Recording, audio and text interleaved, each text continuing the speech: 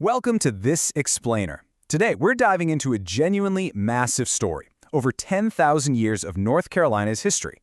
We're going to distill this huge timeline down to its absolute most crucial turning points. We'll see exactly how a land filled with incredibly diverse indigenous cultures transformed, through colonization, a revolution, and a literally devastating civil war, into a foundational piece of the American South. Here is our roadmap for today. 1. First Peoples and Early Explorers. 2. Colonization and the Revolution. 3. Antebellum expansion and slavery. And 4. Civil War and Reconstruction. Let's get right into it. Section 1. First Peoples and Early Explorers, covering pre-colonial times to the 1580s. Now, our journey actually kicks off thousands of years ago at the Hardaway site, right around 8000 BCE. Humans were hunting, gathering, and eventually farming this land for over 10 millennia, leading into a period defined by vast indigenous diversity long before European arrivals changed the landscape forever. It's a huge mistake to think of early North Carolina as just one single, uniform culture. It was incredibly diverse. To break it down, you had Algonquian-speaking nations like the Choanoke and Croatan living right on the coast. Then, further inland, you'd find the Iroquoian tribes, which included the Cherokee and Tuscarora. And spread all across the southeast were Siouan groups like the Catawba. These weren't just scattered groups. We're talking about deeply complex, interconnected societies with massive trade networks and permanent towns well before Europeans ever showed up. So, when European explorers finally made landfall, they were absolutely stunned.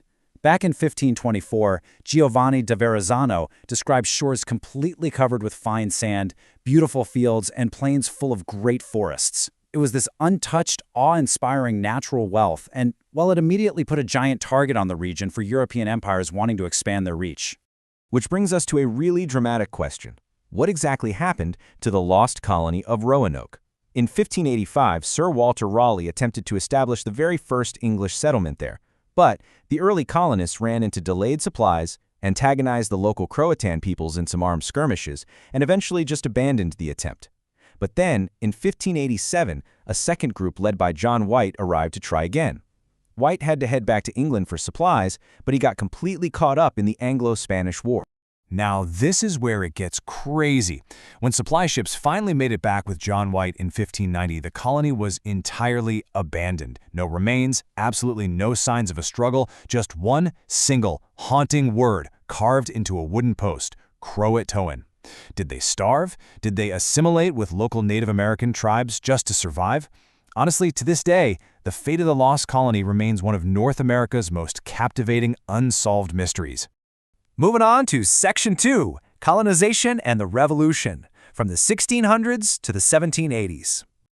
As permanent British colonies finally started taking root, the rapidly expanding population caused tensions to just boil over, both internally and with the British Crown. Settlement was heavily dictated by geography, and it created a massive cultural divide. English immigrants, many of them wealthy planters with close ties to Britain, settled the coastal Tidewater region. Meanwhile, thousands of Scots, Irish, and German Protestants migrated down from places like Pennsylvania into the western upcountry, known as the Piedmont. So essentially, the East was defined by massive plantations, while the West was all about small, independent family farms. And this geographic divide quickly sparked conflict. Inland farmers actually rebelled against corrupt coastal sheriffs in the 1771 Battle of Alamance.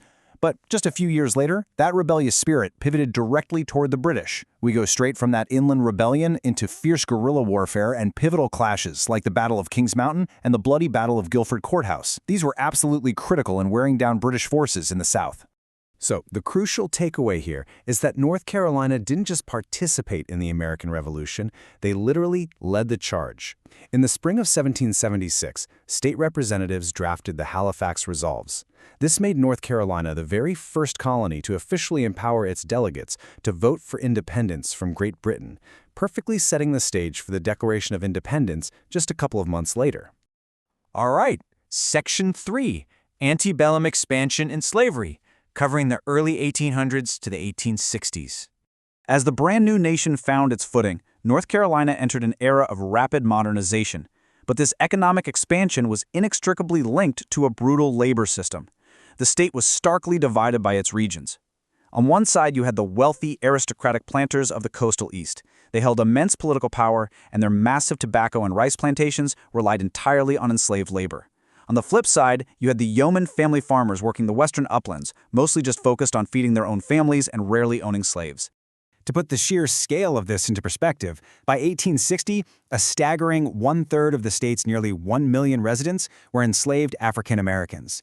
Their oppressive labor fueled the state's agricultural prosperity. Meanwhile, the roughly 30,000 free people of color in the state faced increasingly severe restrictions. By 1835, they were even stripped of their right to vote as racial anxieties among the white population really hardened. During this time, competitive two-party politics completely took over the state.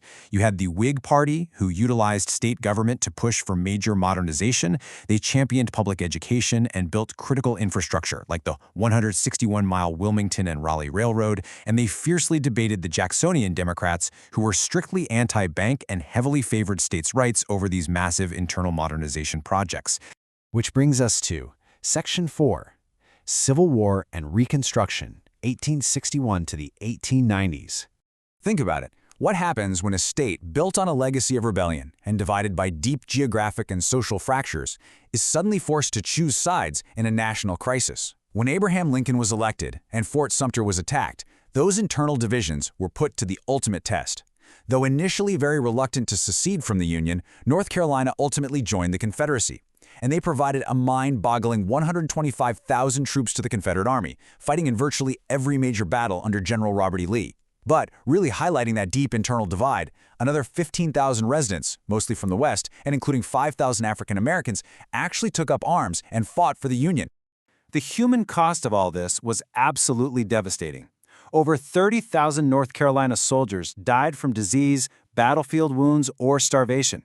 The state's ports were strangled by naval blockades, and its infrastructure was basically battered to pieces.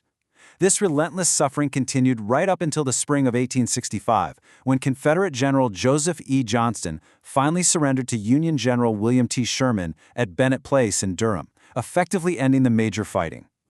Following the war, the Reconstruction era brought a brief glimmer of hope. In 1868, North Carolina was readmitted to the Union with a new constitution that actually established public education and universal suffrage. But, tragically, this progress was systematically dismantled.